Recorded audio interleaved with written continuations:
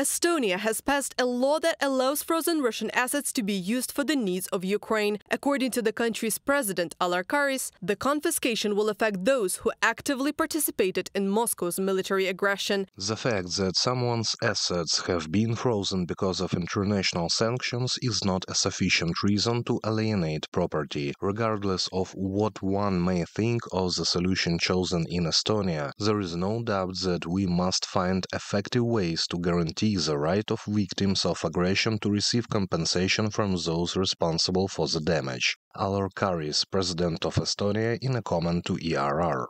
Meanwhile, Brussels is not yet ready for the seizure of assets of the aggressor country. The EU plans to hand over to Kyiv the revenues that the blocked Russian funds generate in EU financial institutions. Thus, in 2024, Ukraine will receive up to 3 billion euros. Most of the funds will be used to purchase weapons and military equipment for the defense forces. At the same time, some European Union countries are considering the confiscation of private assets of Russians to compensate Ukraine. The funds of more than 2,000 individuals and organizations are now blocked in the EU.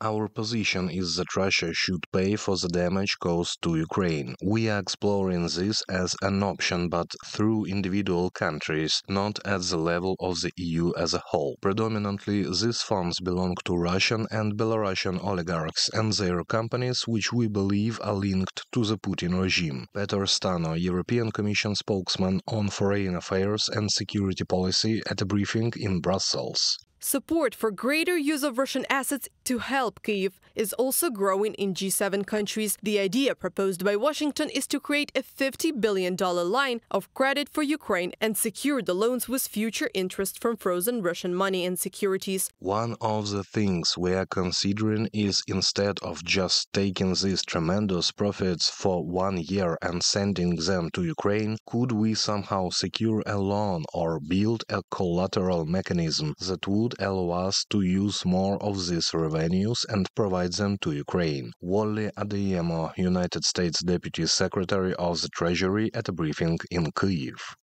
The essence of any loan is that it must be guaranteed and directly repaid.